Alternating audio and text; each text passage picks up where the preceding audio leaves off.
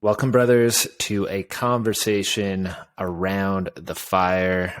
Oh man, I've been so eager for this conversation to introduce you to a legendary man in my life, someone I've had the pleasure of knowing for close to a decade now, and just hanging and meeting and communing at different stages of life and just getting inspired to ascend into a new edge, right, that I had maybe previously ignored or not even known was possible.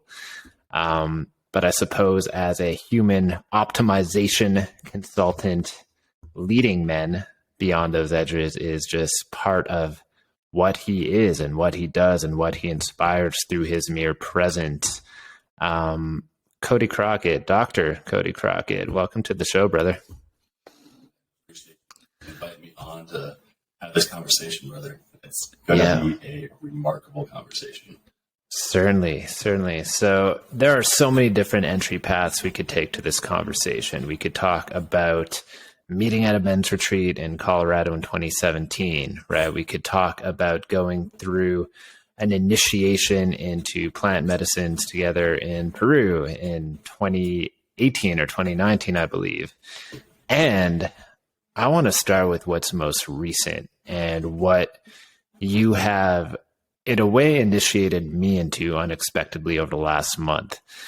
So jumping right into it, Cody is the creator of the MAP program, the men's aesthetic program. And I've had the sheer fucking privilege, to be honest, of getting to be a test driver or a test body for this program.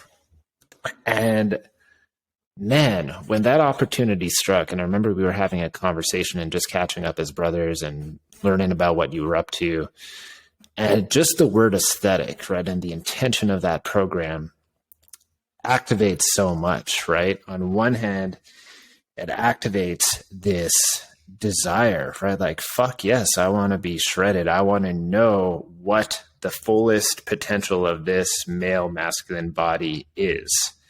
And simultaneously, it brought up feelings of, can I really claim that? Right? Can I claim that as a desire? Can I own that as a desire? Is that allowed? Is that permissible?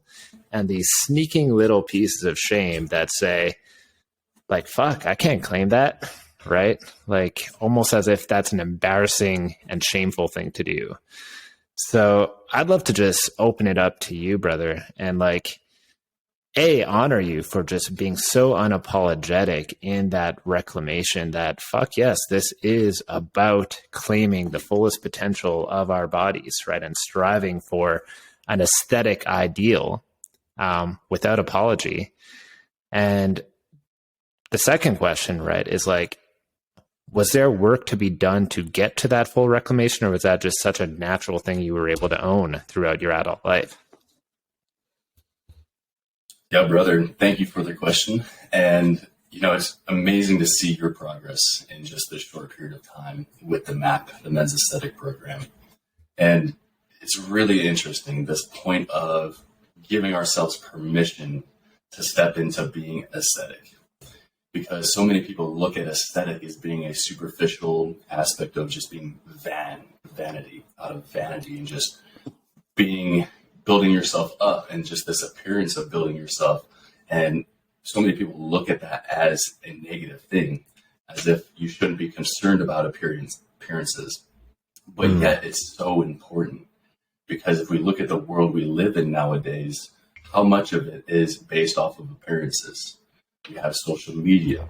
We have so many things that are based off of this appearance of success, or this appearance of what this looks like to others. And it's looked at as a negative thing.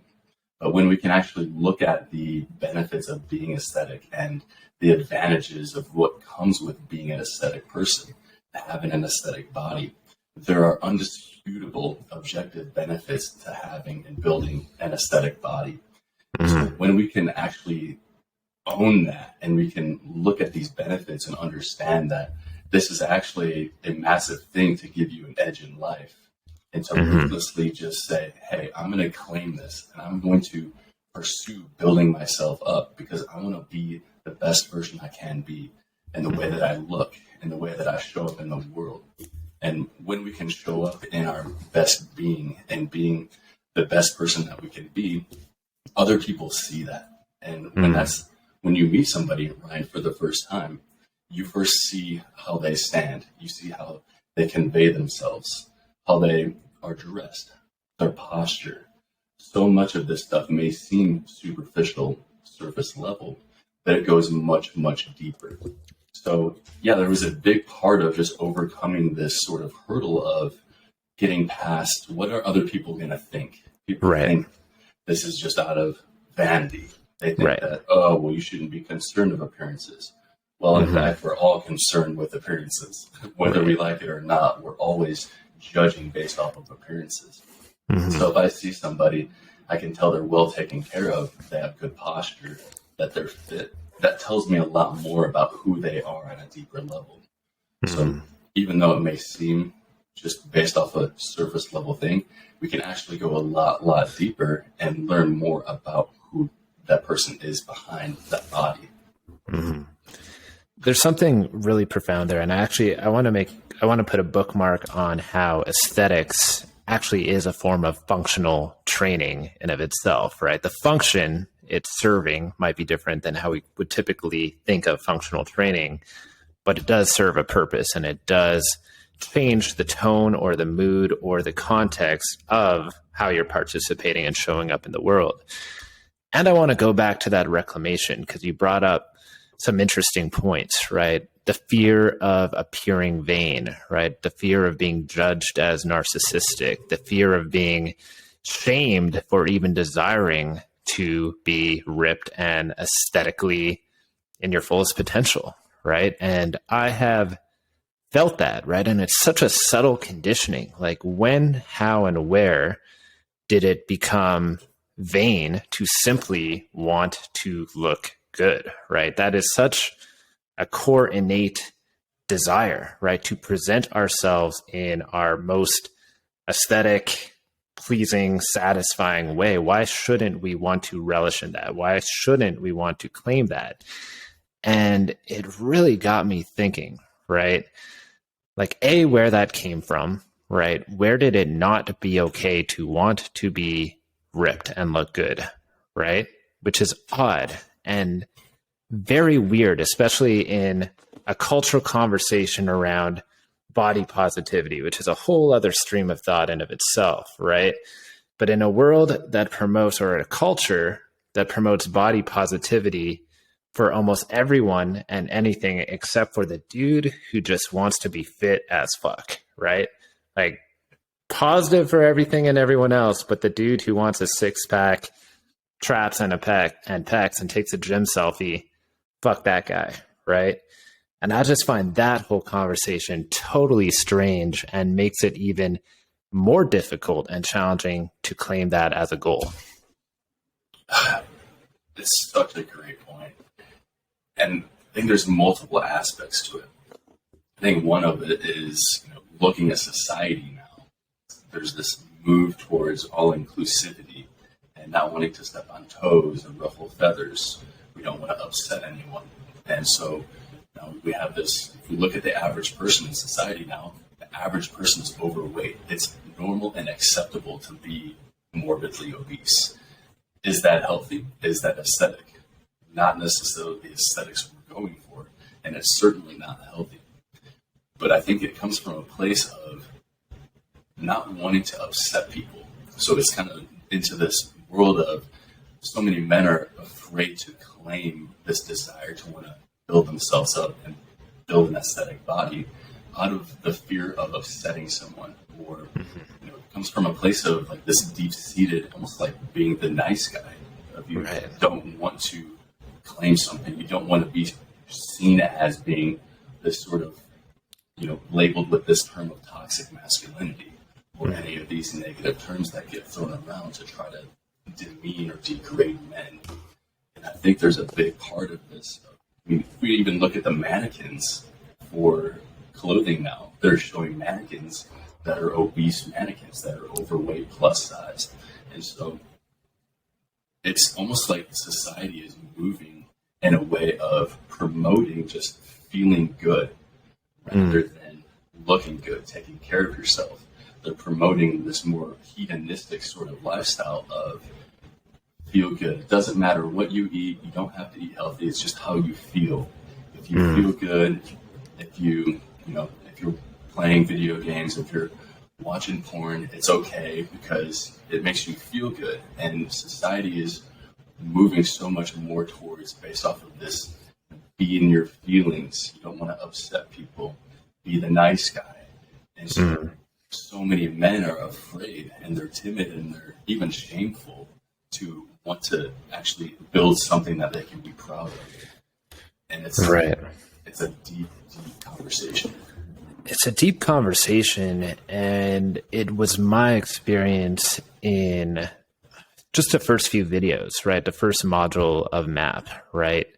That breaking through that can be quite sudden. And this is where this might start falling into kind of like the subconscious stuff, right? And what others might term to be the more mystical side, right? But I'll tell you, dude, I haven't shared this with you yet, but I watched the first set of videos, right? And I was so eager to just get into it that I skipped kind of the full training programs. I skipped all the like prescribed exercises. I just felt this fire lit, this reclamation that, holy fuck, I've self-betrayed by not being honest with myself, right? I have not claimed this desire to be the most ripped, healthy version of myself, right? I've always had that as a goal and as a value, right? I've always been athletic. I've always had a lean build with decent musculature to it.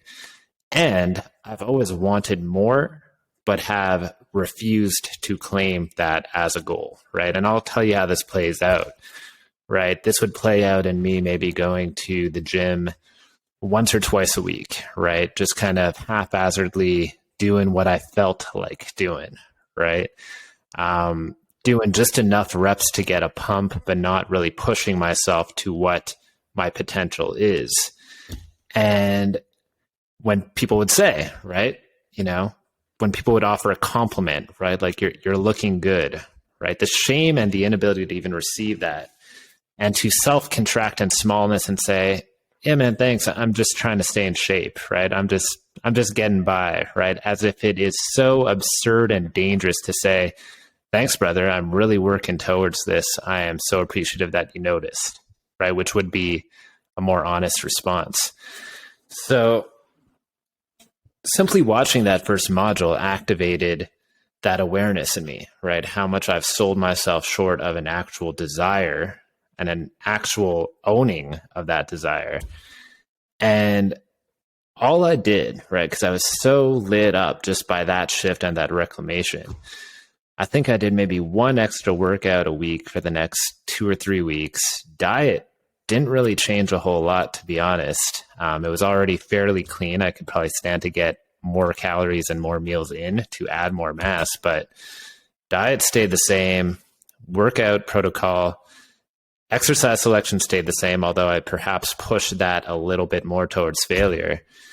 But simply the mindset shift of giving my body permission to move towards a higher aesthetic ideal, claiming, yeah, I want that body, right? Yeah, it is safe to go there. It is safe to claim that. I added about 4 pounds of muscle in 2 weeks, just spiked inexplicably. No additional supplementation. I think I messaged you saying the supplements were on the way. They hadn't even come yet. But simply owning it and giving your body permission and saying, fuck yes, I'm on board. Let's go, right? Let's see what we are capable of being. Let's see how we are capable of looking, and I want this for us, right? So simply that choice and that full reclamation is such a powerful first step. And I know that this goes hand in hand with so much of the other work you're doing in the space as a men's coach, as a transformational leader, as someone who works on the subconscious level through different businesses. So I just wanted to bring that up, the strength of simply claiming it. Oh, yeah, brother. And bro, that's amazing results within just a couple of weeks of 4 pounds. And I mean, to acknowledge that desire to build an aesthetic body, just to give yourself permission to do that. It's such a relief. It can be so relieving to just give yourself this permission to feel this desire to build an aesthetic body. And I really like what you said about taking ownership of that and just owning that. It's so important, that key step in not just with building an aesthetic body, but with literally anything in life. As a man, when we can take ownership of our desires, of what we want, it's such a powerful move. Right. Because it eliminates all aspects of any shame, any doubt, any timidness. When we can take ownership of what our desires are and what we're doing. And if in your example of getting the compliment, somebody compliments me, hey bro, like you're looking really good. Fuck yeah, thanks man. I'm putting in a lot of work. It's really hard, but I'm really committed to this. This is this is a goal and something that I'm going to do. So really giving ourselves permission to have these desires and then really own that desire, own who we are, and own what we want to get. It's so important. It's so powerful, and there's a lot of unlearning and unwinding to do as you claim it, right? Whenever you claim any new desire or goal, it'll call to surface all those limiting beliefs associated with it, right? All those identities that believe yourself to be unworthy of it. And it'll come out in the words you speak, right? And in my case, and perhaps in the case of many men, right, you'll find yourself justifying a certain goal, right? Or making it about something else. So in the case of wanting the desire to be ripped and absolutely love what you see in the mirror, right? That is enough on its own, right? That is a fucking beautiful goal and desire. And it is ownable as it is without disclaimer and without justification, right?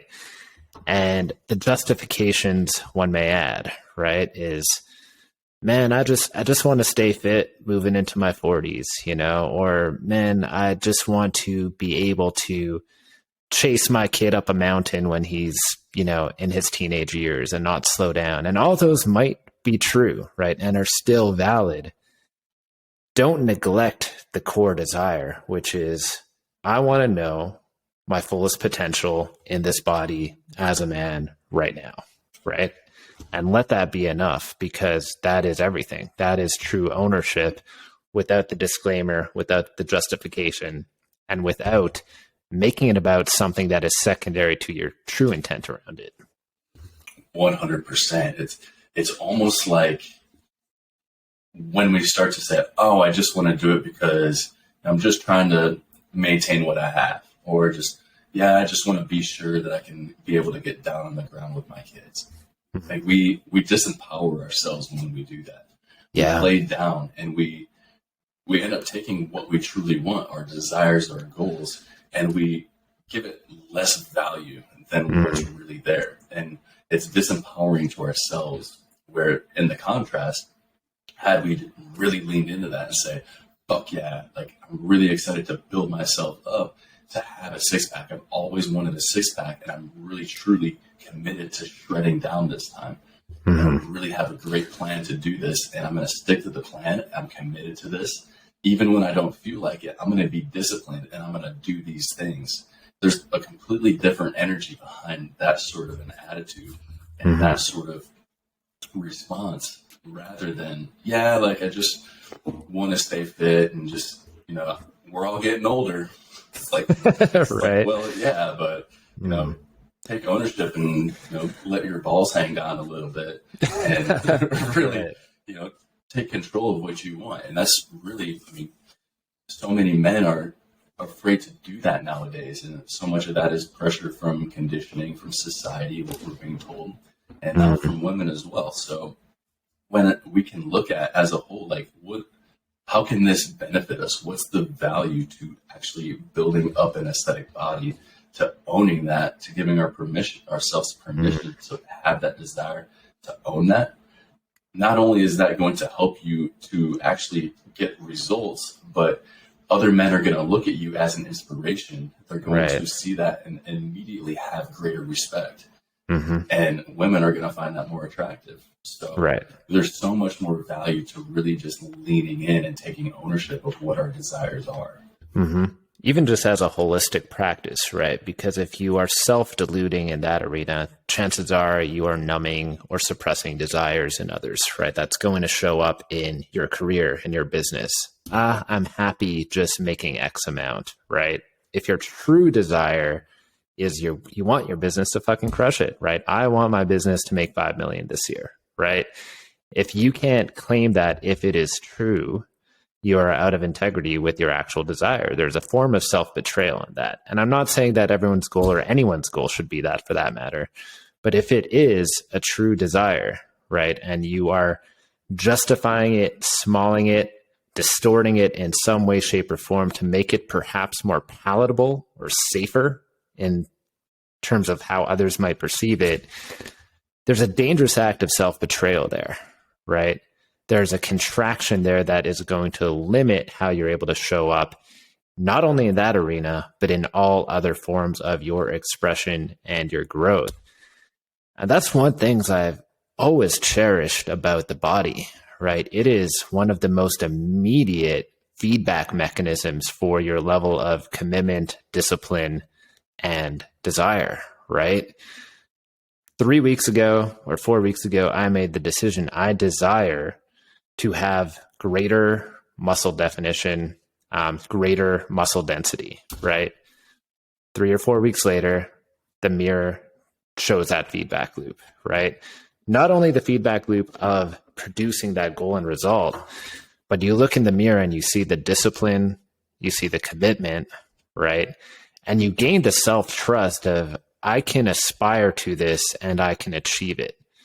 Right. And there are very few other arenas of growth more imminent and closer in proximity than your own fucking body. Right. You live with your body. It is always present with you as that feedback loop. Right. And I feel like that is one of the most primal grounds for that reclamation. Right. Before your business, right, that has so many other variables to it. Right. Macro variables, right? Team members, other humans involved. But your body, you have such a high degree of control over how it may perform and how it may grow aesthetically, right? Yes, some people have genetic predispositions, right? And we could talk about that either later on this call or another one. And it is my belief that nearly everyone has the potential to be stronger and fitter tomorrow than they were today, no matter where they're at. So yeah, I just love that the body is available there as a training ground for that reclamation of desire and the commitment, will, and drive to own it and ascend towards that goal. Brother, there's some really great gold nuggets that you shared in there. And the first one that came up was the aspect of settling. If we are playing down what our desires are, our goals, if we're saying, we're disempowering, it's the aspect of self-betrayal. And there's so much more to ourselves that happens when we self-betray. So when we can truly just claim that and take ownership of that, then we empower ourselves. And when we empower ourselves, that's where we can really get into the deeper levels. Because we're talking about the body here, and the body in this program, the map, the body is seen as sort of like the entry point into these deeper layers of the self, of building up our mindset. Because like you said, in order to build an aesthetic body, for you to go to the gym, for you to be doing these things and really put in, like you said, putting in an extra day of work with this, that takes a certain level of discipline, confidence, and certainty in yourself. And that mindset is so critically important. And it's in this process of building your body, building up muscle strength, muscle size, that truly we get to build up our mental strength as well. We also get to build up our emotional strength. So even though it may seem like the body is what we're focused on here, it goes much deeper into building up all aspects of the self, the physical self.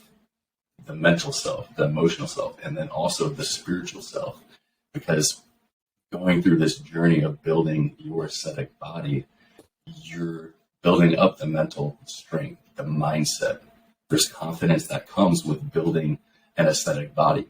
The result of confidence of feeling like this body that you've built gives you a greater sense of confidence. And also the process that you get to go through in building your body up, the challenges and the workouts, that takes a level of mental strength to do those, even though you may not feel like doing it. So there's building up the mental aspects, the emotional aspects of the emotional control behind eating. Right. Eating is such a huge emotional factor. So many people are eating based off of their emotions. So if we look around, so many people don't get results because of a lack of emotional control. And so learning how to cultivate emotional strength in yourself, whether that is beginning with your process of building an aesthetic body and exercising discipline and emotional strength to choose good foods, to stay on track with your plan, that then is then going to translate into a difficult conversation with a spouse or with, say, a business leader. You now have this level of emotional strength to stay grounded and strong within yourself, and then to also have a level of mental strength and confidence. So everything we're talking about here with building an aesthetic body is directly translated into all aspects of life. Right. A few things are coming up for me right now, right? I feel like the habits that get integrated as you go through this work, right, are so beneficial and life-giving and energy-giving, right, that will serve a man for decades, right? And as you were kind of going through some of them, right, I recalled being in my early 20s. Right now I'm 37. So I've been kind of focused on my health and optimizing performance for close to 15 years. It was really in my early 20s, around 23, 24, where it became very clear to me, right, that the habits I integrate right now, especially around my body and my diet and the way I take care of myself, are going to be what 40-year-old me says, brother, thank you for that shit. Right. And now I'm almost at that 40. Thank you for that shit. So I feel like what's given me a high floor, right, in terms of fitness and performance, right? Cutting out the sugars, the processed shit, the alcohol at a young age where it wasn't so popular to do that, right? And it was almost exclusionary, right? You're at a party and you're the dude sipping water, right? Or coconut water. And coconut water wasn't a big thing in like 2008. And they're like, dude, what are you drinking? And we jammed on this a little bit when we were chatting on Messenger around your birthday last month, right? You're at a new level. I was having this conversation actually just at the gym yesterday with the owner of the gym I go to. Shout out to James at Complex Alpha in Saint-Agathe-des-Monts, Quebec. There we go. I'm using my French accent. And there's something so fucking cool, right, about getting into that age range where those habits that you've developed have stacked and you're not where society says you should be in terms of your physique, in terms of how you feel, in terms of your energy, right? In your 20s and maybe your early 30s, it's like, man, you're expected to be there, right? To some degree, right? You have some favorable hormonal profiles, perhaps, right? Or some conditions where it is in your favor to remain relatively fit with less effort. And then in your late 30s, I feel is when it kind of transitions and it's like, oh shit, this guy's been putting in the work, right? And it starts to pay those dividends where you are excelling during a time in your life where many are essentially experiencing the negative fruits of poor habits, right? That becomes very evident once you're in your 30s and your 40s. The decline happens quite rapidly as those poor habits, poor dietary habits, poor fitness habits, sedentary lifestyles begin to catch up with you. So I want to talk a little bit about and maybe this is the first question, right? Is like, what core 3 or 5 habits or protocols would you prescribe to younger men watching this, in their early 20s, maybe even their late teens, that you can say, man, I don't give a shit about how much you resist taking this advice. You're going to take this advice because in 15 years from now, you're going to be so fucking grateful you did. What would be the 3 to 5 core habits or routines or protocols you would suggest? Great question. It is really interesting. I'm at level 34 now. I'm 34 years old. And so seeing the accumulation of the last decade, the last 15 years of being consistent is really paying off. And like you said, it's really evident now, getting into my mid 30s now, seeing how, looking around at the people around me, of the people that had different habits, different lifestyle, how that has added up to where they are now versus, where I am currently.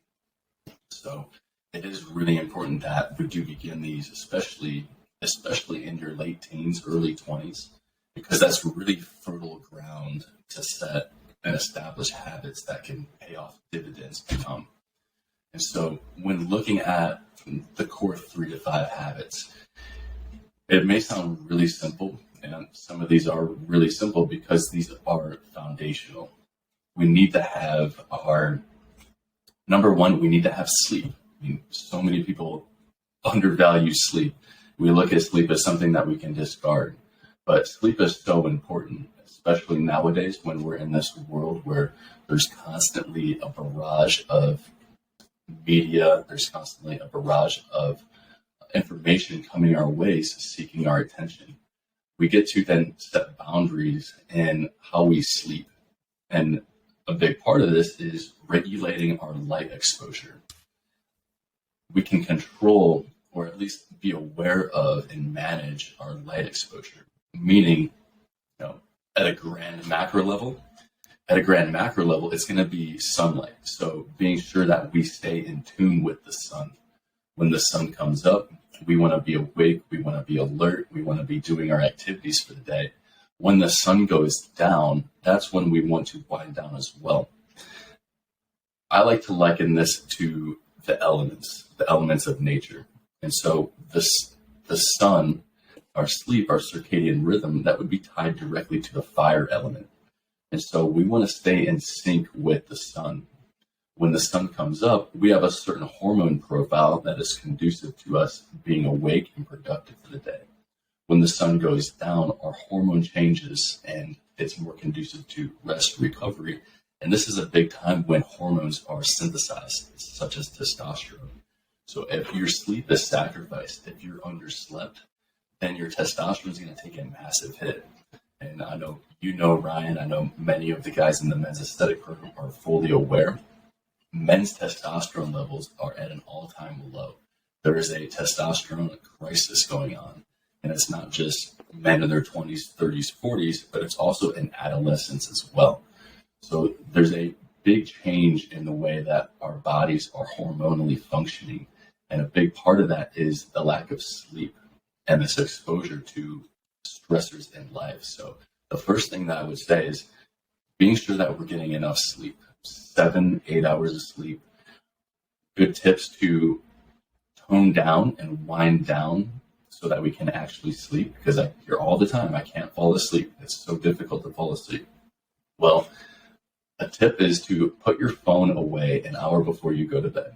Set it off to the side, get off the computer, use more natural lighting, dim the lights so that your body actually can wind down and go to sleep. So if you can keep your hormones in check and keep your hormones optimized, that's going to pay off in the long term, because so many people that are walking around overweight that can't seem to lose weight, a big problem is it's related to their hormones. It's related to their sleep. So that would be the number one thing right there. Number two, have some form of physical exercise, physical activity that you do on a regular basis, especially if your goal is to be fit, to be strong, to build muscle. You want to have some sort of training program that you're following that's going to get you results, because not only is exercise helpful for actually building an aesthetic body like we've been talking about, but it's going to help you perform better. It's going to help you have greater clarity, focus, energy levels. This is all going to work together to help you to be able to stay consistent with whatever your goals are, whether that's you're in school, whether that's you're a professional athlete, or you're just a dad, or you're just a businessman, whatever that looks like. You want to be sure that you have optimal energy levels. And so having a physical training program to stick to is going to help you with also your sleep. So all of these are going to be interwoven. They're going to help each other. And having a training program that's effective is going to be a big part of that. Number three, I would say eating. So our eating is literally directly related to what our body is made out of. The food we put in our body literally becomes the tissue of your body.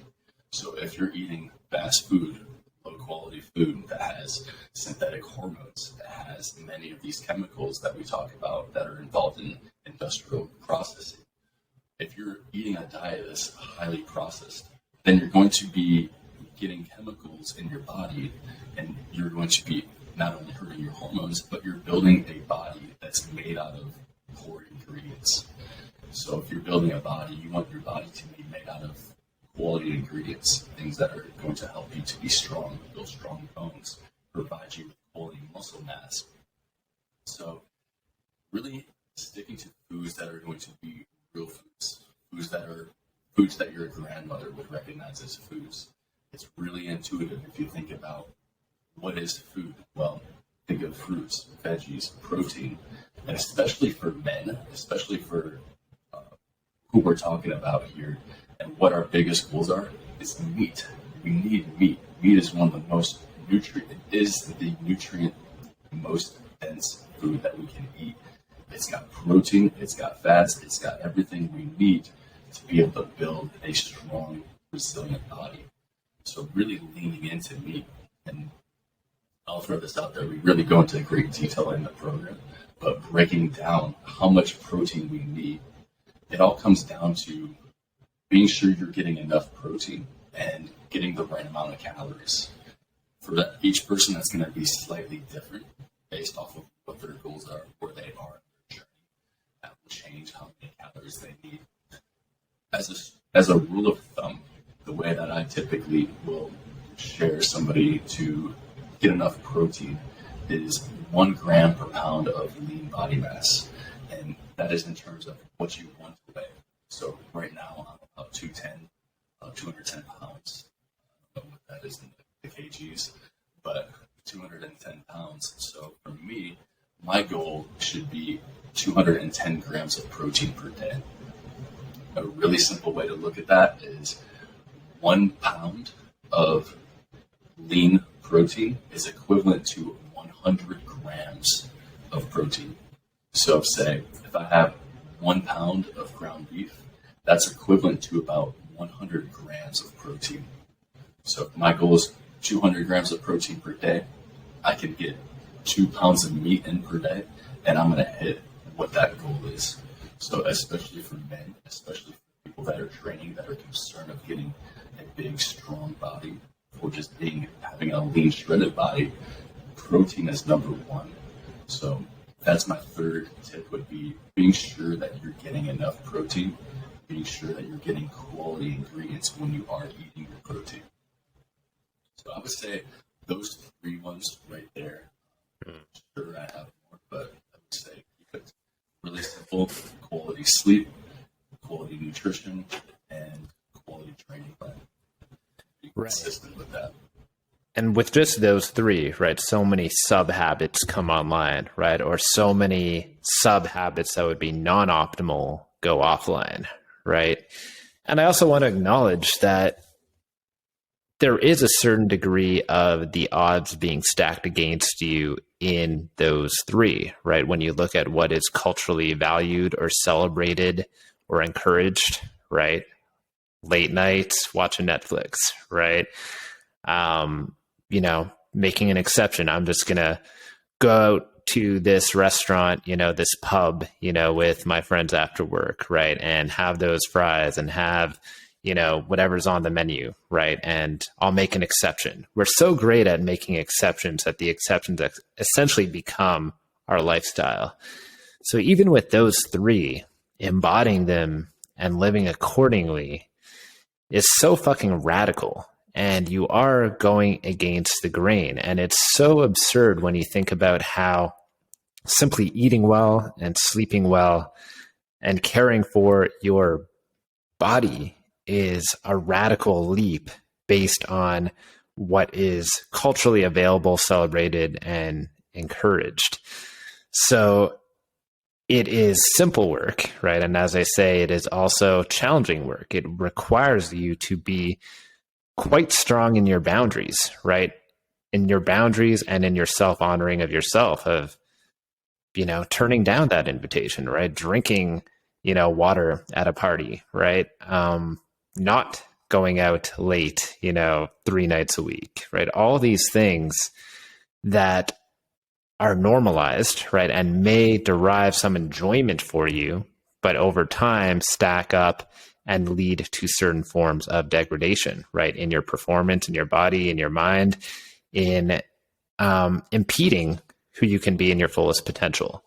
And I think that that is ultimately something that one would come to mourn or to regret after, 5 years and 10 years of being like, man, I wish I had the courage to do what was needed to be in the fullest potential of my body. Brother, that's an amazing point. Because there's so many, especially being younger. When I was in my 20s and I was making these decisions to go to the gym and to skip on certain social events, or saying that I'm not going to eat this and eating differently, I took so much shit, bro. Like to go out and to still work on being social, having friends. And my current friend group, when I started to make these changes, there was so much resistance. And somebody that may not have a level of confidence or certainty in themselves and really feel like they can lead themselves, they may succumb to more of the peer pressures that keep them stuck. Because if they don't want to be made fun of by their friends or be teased, or if, say, they're going to feel like an outsider, people want to feel as a part of a community, as a part of a group. And so if your community and your current group is a group of friends that isn't aligned with you becoming this version of you, that's going to hinder you. That's going to hinder your results because they see you a certain way. They say like, I see Ryan, and I see Ryan as this type of person because he does these type of things. I've always known him to do this. He eats this way. He trains this way. This is who Ryan is.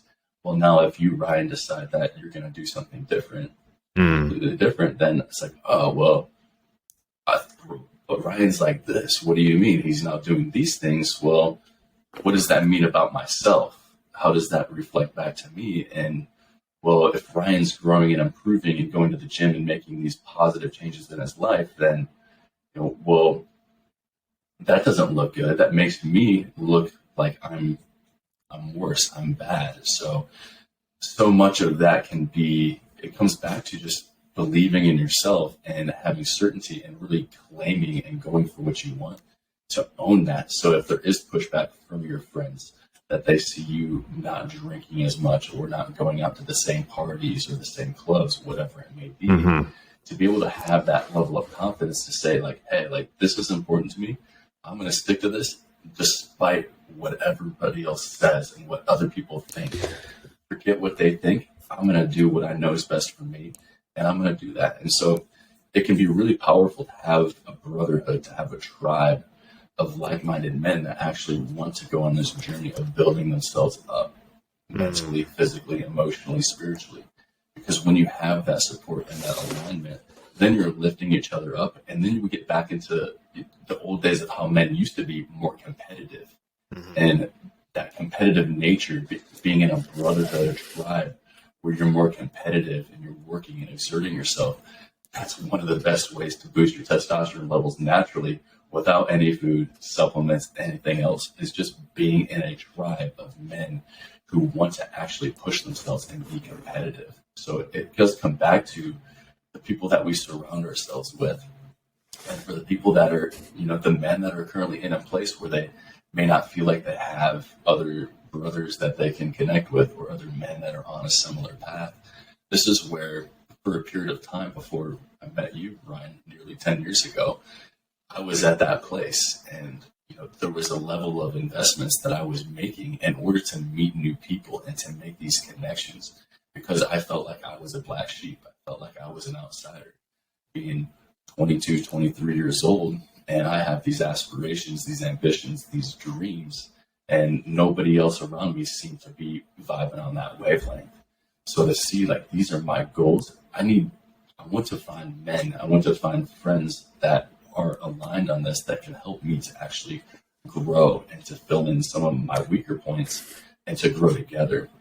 So I know there's a lot that I just threw out there, but it's so important that we do just be aware of the people that we surround ourselves with, the habits that those people are doing, and to see, does that align with who I want to be and my greatest good? And if it doesn't, seek out friends, brothers, other men that are aligned with that, so that you can come together and actually lift each other up. And that's going to support the process. And then we get to have the friends that we build relationships with through the years and actually grow together in alignment. And here we are 10 years later, Ryan, where we have a perfect example of what that has become. Right. I love that you touched upon cultivating that brotherhood, even if it is distant, even if that's virtual, even if that's traveling, right, to different gatherings and groups to foster that connection, right? Because that has been so vital for me over the last 10 years, right? It's like you almost assume, right? Like, why doesn't everyone give a shit about like health, right? Why doesn't everyone else give a shit about like human optimization, right? And all these things that garner my interest, right? Huberman has 2 million views. There must be 100,000 people in my community who are into this. And then you kind of walk out the door, you realize, holy fuck, right? I am one of the only people I know in my town, in my city, right? Especially if you're in a small town, who cares about this stuff, right? And that can be isolating. And even if it's not isolating, even if you feel so amazing that you're the only person in this town who is ascending into this aesthetic ideal and potential, it's certainly limiting in the sense that you are not being inspired and informed by these ideas and these blind spots, right?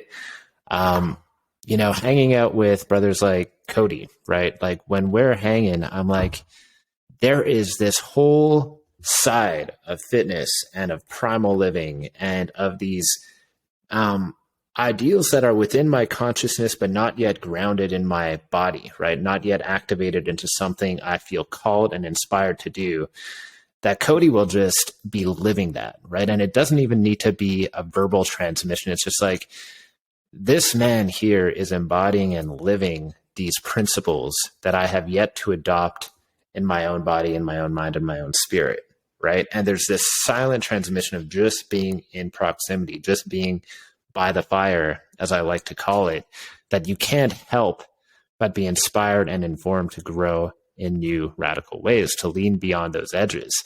So even if you feel totally cool being the black sheep and maybe even get a sense of pride of that, there's a limiting factor in not being constantly inspired and informed by a brotherhood, right? And other people on that similar path. Yeah, that's really good. Like you said, just when you're in the presence of another being, it's that beingness that you get to absorb. You get to just feel that energy.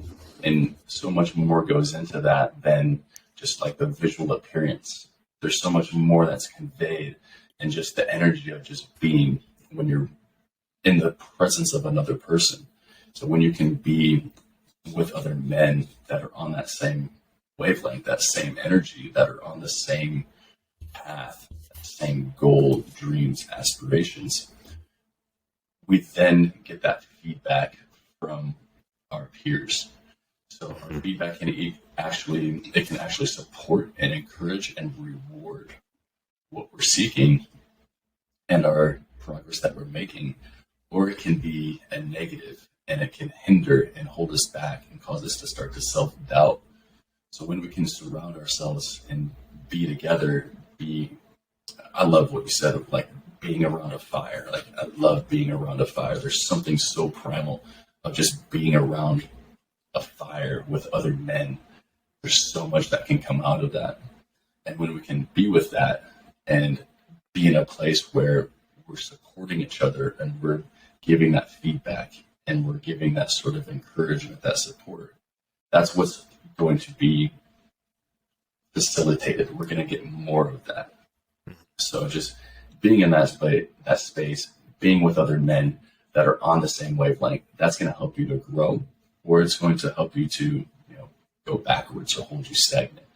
So it's really important to just really come together with like minds, and whether that means beginning with online and then facilitating something to actually be more in person, but just beginning with finding like minds to be with. Right. So we already gave ample voice, right, to some of the habits to instill earlier on in the journey, right, in your teenage years and your early 20s. I would feel incomplete in wrapping this conversation without traveling to where we're currently at, right, and where a lot of the brothers listening to this currently are, right, fathers in their mid-30s, late 30s, early 40s, right, who have a different set of circumstances and context in which to achieve their fullest potential, right, as a man and within their fitness, right? And so many men, of course, succumb to the cultural meme of the dad bod, right, where that becomes normalized, right? After 30, your testosterone levels naturally drop, right? Your time and your energy to go to the gym naturally drops. You're so busy with career, so stressed with family, that it is okay and acceptable to regress towards this cultural norm, which of course serves nobody, right? Nobody wins with your regression, right? That is not of service to your family, to your partner, to yourself, to your children. It is an erosion, right? That is normalized, and that is a strong view. Yet I feel one that is quite readily defensible, right? When you really look at it, nobody wins with you regressing, right? And ultimately becoming existential liability to everyone around you. In tribal times, right? Liability to the tribe. So that's not to shame any of it, right? It's to acknowledge that the circumstances and context shift in your late 30s, right? Responsibility is real. Shorter time windows is real. Additional stress that comes with a fuller spectrum of responsibility and care and stewardship and kingship is real, right? And the need to find greater capacity to thrive in those realms is real. So I would love to be in service, or have the rest of this conversation be in service of how and where you would lead and guide men who are in their mid-30s, early 40s, right? And are starting to experience that slowdown, that decrease in energy, right? And maybe that kind of fearful whisper of, have I hit my peak and is everything just downhill from here? Is there kind of a reboot plan or protocol that you feel one can lean into to reclaim their vitality and say, this shit isn't over, right? It's not just a downhill slide from here on out, but maybe the best is yet to come, right? Maybe. And that was part of my motivation. I'm like, I would love to hit the goal of feeling the most physically fit, functionally fit, and aesthetically fit at 40, right? That would just be a fucking badass goal to claim, right? How do we actually ground that into something that is realistic and doable? And what do those habits look like, if they're different at all, for men who have hit that stage of life? It's easy to feel as if we've hit our peak. Once we get through our 20s, we hit 30s, and it's really easy to start thinking that, is this it? Is this the peak? Is everything downhill from here? And actually, I hear it very frequently of people just kind of throwing around, well, it all gets worse after 30. It's all downhill from here. It's like, well, it doesn't have to be. For many people it is, but we're talking about those people that actually are committed or interested in actually wanting to make changes and actually improve. Because like you said, you can hit your 40s and you can be in your peak physique, have your dream body at 40, even at 50. I know guys that are in their 40s, their 50s that have never actually had a six-pack that are now getting a six-pack. So it's definitely possible. But what happens is, as we get older, we've done things a certain way. And the more we do things that certain way, the more that's reinforced, the more familiar that is. So it's easier to stay in those patterns of familiarity and just continue to do what we've always done and expect that something's going to be different. Well, nothing's going to be different unless you do something different. So for men that are in our 30s and our 40s and our 50s, as we're getting older, we want to have the foundations, the basics mastered. So if you haven't quite mastered the foundations, the basics, then really looking at what are the foundational principles that we want to have mastered. We named those three earlier, and that's applicable to anyone and everyone. So for men, especially as we're getting older, it's really important that we have those mastered, because we depend and we rely more on that foundation to keep us stable, to keep us secure. We must have a stable foundation in order to build up from. So if we're missing the foundation, then step number one is going to be to master your foundation and how you sleep, how you eat, how you move, to really dial that in and to have a plan, to have a framework, a structure that you can stick to, take all the thought out of it. You know that you have this plan, you have your program that you're going to follow and keep you on track. So number one is to master your foundation. Number two, it's really important for us men as we age to be aware of what's affecting our hormones. So to have a measure, a baseline on where our hormones are. This is testosterone, this is estrogen, there's different variables, subcategories below that. But let's focus on testosterone. As we age, once you hit age 30, testosterone decreases on average about 1% per year. So for men, it doesn't have to be that way. I've seen guys, actually some of my patients and clients of mine that are in their 70s and their 80s and even in their 90s. I had a 94-year-old guy the other day. His T levels were in the mid 700s. So he's not doing anything but living up here in Alaska. And he's a hard-working man. So it doesn't have to decrease as we age. It's totally possible. This guy takes care of himself. He's fit. He's being active. He's eating quality foods. Well, he's got the foundations mastered, and he sleeps more than the average person. So that says something too. So really being aware of what our hormones are at. So if you haven't already, I would get a baseline test of where your testosterone levels are. From there, you can have a measure of where am I today, so that as you're on this journey, this process, as you continue to grow, you can look back 6 months, a year from now, 5 years from now, and you can have a baseline of where you are today. Once we have a baseline, then we can look at how do we optimize this? How do we truly build our hormones up and optimize them in a way where testosterone levels are at peak state, they're at an optimal level.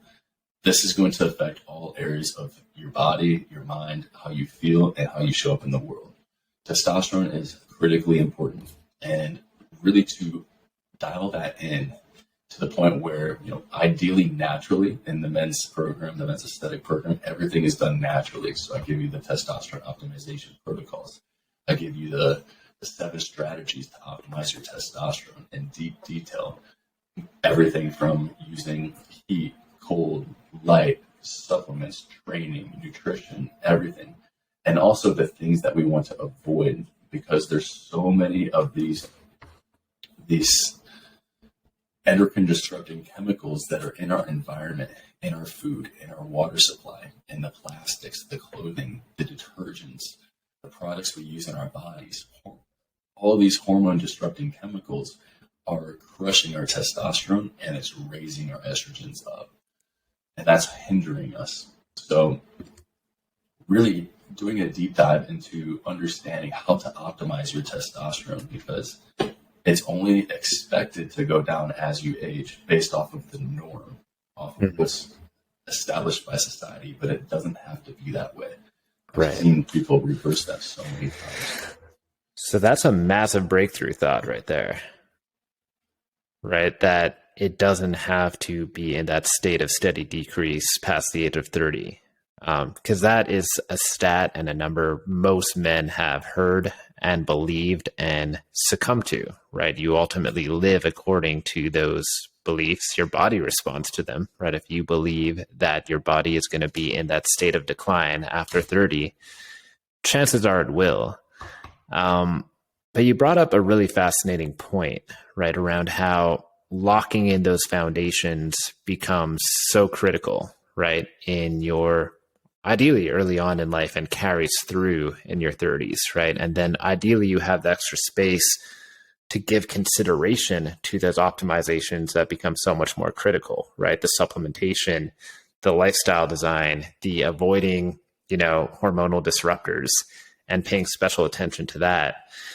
I wanted to shed a little bit of extra light on what will typically be, the big objections in that chapter of your life, right? I'm too busy, right? Too busy with family, with kids, with work, with all this, right? And it's so easy to let those foundations slip. And I experienced that too. And in the first year of parenthood, right? You know how important sleep is, right? If you've been in this work for a while, you know how important sleep is and how devastating all of a sudden feels when your sleep is being disrupted for weeks or months at a time, right? That is a difficult place to dwell in, especially when you know how non-optimal that might be and how easy it is to succumb to all or nothing thinking, right? Like, man, fuck it all. This is done. I can't optimize my sleep. I'm stressed and I have zero control over these things, which of course you don't. You do have some degree and form of control,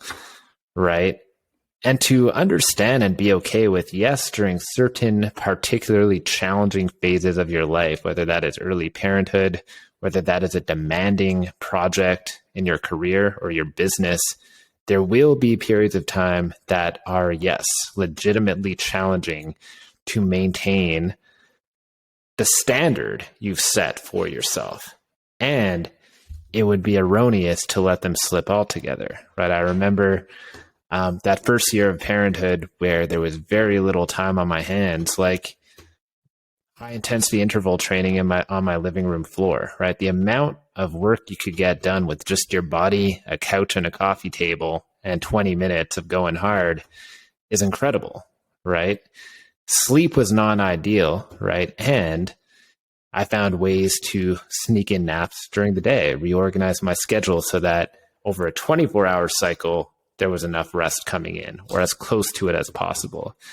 And ultimately, even if I couldn't achieve those baselines of what I would consider to be healthy living, do your best to get close to it, right? No one wins with you saying, fuck it, right? The victim will never win, right?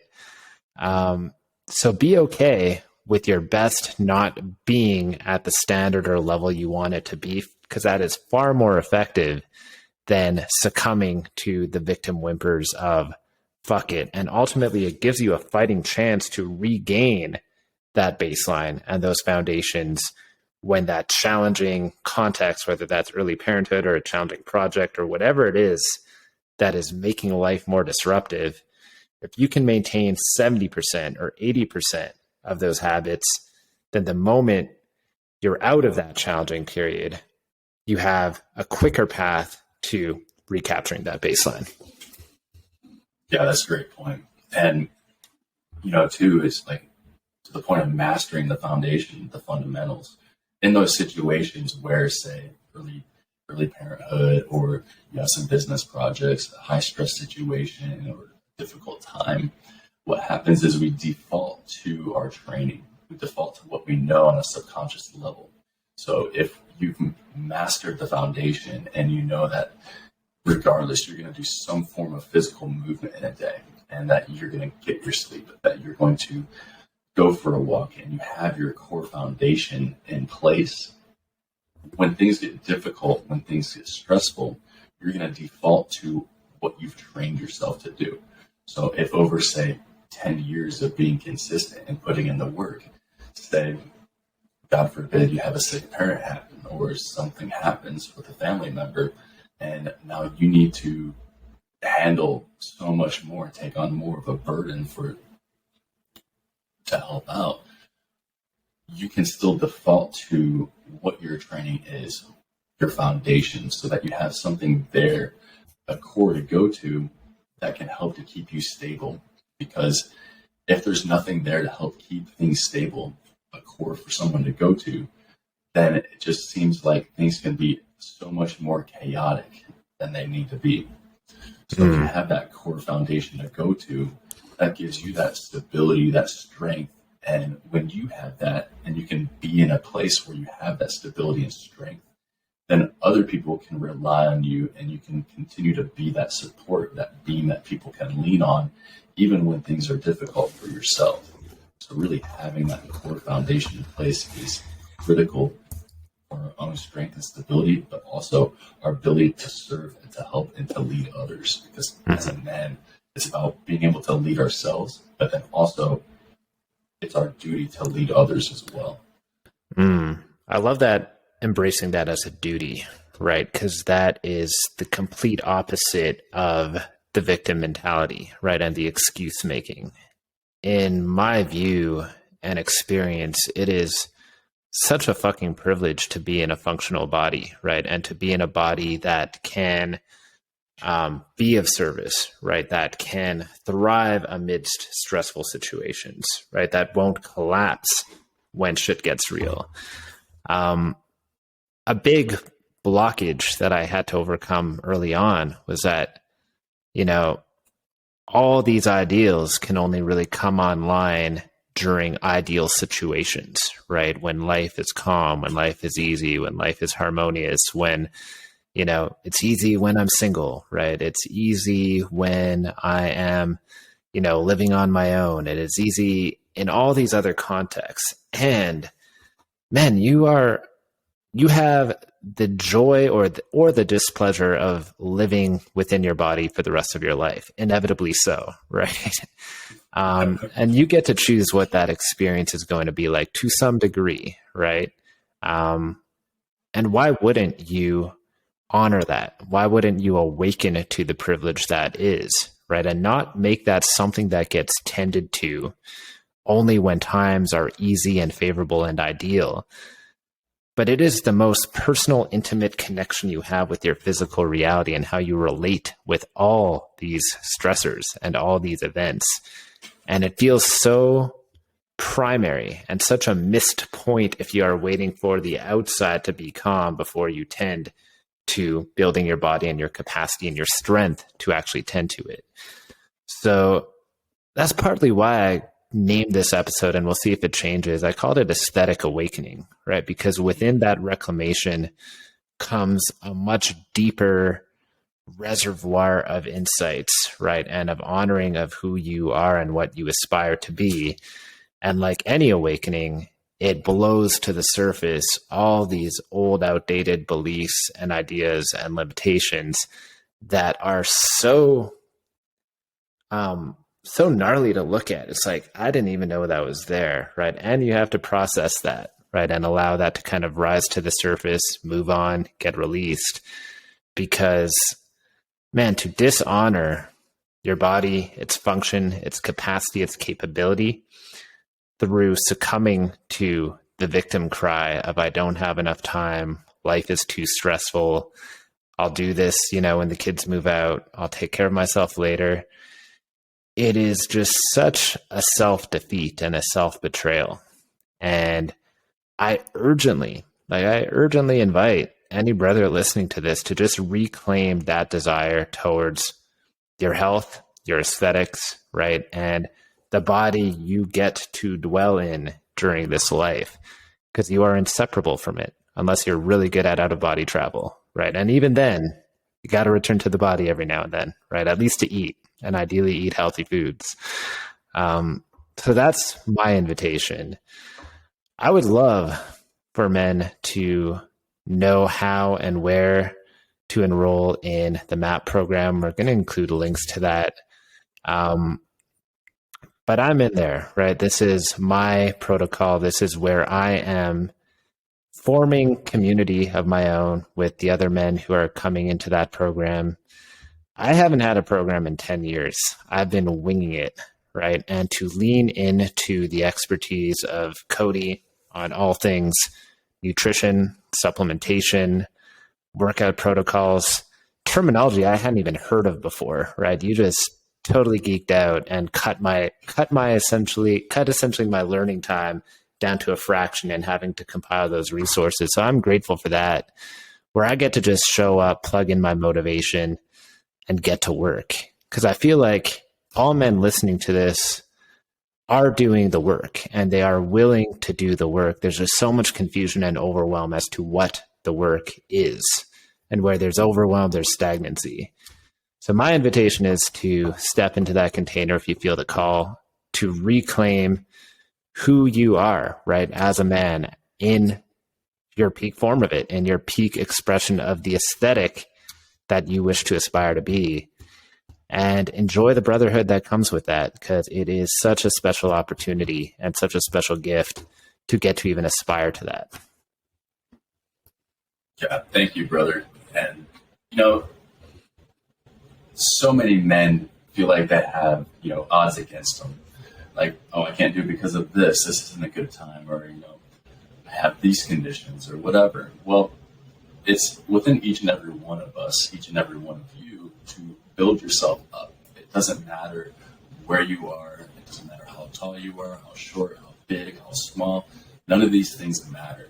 You can always improve yourself. You can always optimize and become your ideal aesthetic self. So this is achievable by any men to truly step into and build themselves up and to become the best that they can be. So this is within any man's reach. Now, on this journey, on this process, there's a lot that we get to learn through this. And if you're interested in joining the Men's Aesthetic Program, you can find that. We'll link that in the show notes below. But primalrx.com/map. That's where you can get to the page for the Men's Aesthetic Program. If you're interested in working closer with me, whether that's coaching, whether that's if you have questions on the program, looking for support, Cody at primalrx.com. You can also connect with me on Instagram at Cody.Crockett. We can link those below. But yeah, Ryan, brother, it's been amazing to see how you've really embraced this journny into this and seeing just how in this short period of time you're already getting results. So this is within any man's capability to get results when you have the right plan and you're committed and you're disciplined on this journey. Results are inevitable. So I'm fully excited to be sharing this with the men that we have in there right now as this continues to grow, to be able to really step into and offer a lot of the work that I've put in over these last 10 years of personal growth, development, a lot of my knowledge as a doctor of physical therapy, strength conditioning coach, All-American athlete, to take all of this experience and put it into this program. Not only is it helping other men, but it's helping to grow a community of men where we can actually support each other, build a brotherhood, and connect with other men that are on this journey of wanting to live life at a different level. So many times I felt like an outsider on this journey. And so now it's been an amazing thing to come together, to meet brothers, to build a community where we're all aligned and we can all support each other. So it's a beautiful thing to see how it's growing, how things are continuing to improve. I know you've seen how there's modules being added in the program and how things continue to grow there. So yeah, if you're interested, check it out. If you have questions, you can find that answers and connect with me with the information that I listed and find that in the show notes below. Right. And word of warning, you might be shining red light in places you never thought you'd be shining red light. So there's our disclaimer. It's I do it every day. So Right. there's lessons on that for sure. Right. There you go. Brother, I appreciate you being here and being so generous with your wisdom, with your heart, with your skill set, and just in the call to action, which I feel this really is the call to action towards that reclamation. It's what we opened with. It's what has resulted in likely the greatest shift I've experienced in my body in close to 10 years is this simple reclamation of I want to be fit. I want to be aesthetically fit, right? And owning that fully is so transformative in of itself. It's something that can't help but transpire in the presence of Cody, whether you're following him on Instagram and seeing epic shots in the Alaskan wilderness, right? And of course in the program itself where he guides you in that reclamation. So my invitation is that if you join, certainly reach out to me. I am happy to, join you in that brotherhood and hear about your goals and hear about your progress and support you in that as well. Cause, we're all in this journey together, as cliche as that is, and how rare it is, the man who dares ascend to all he can be. And that is something to cherish, honor, and support one another in. So Cody, blessings, brother. Thank you for being here. Thank you for listening. And I will see you guys soon. Thank you, brother.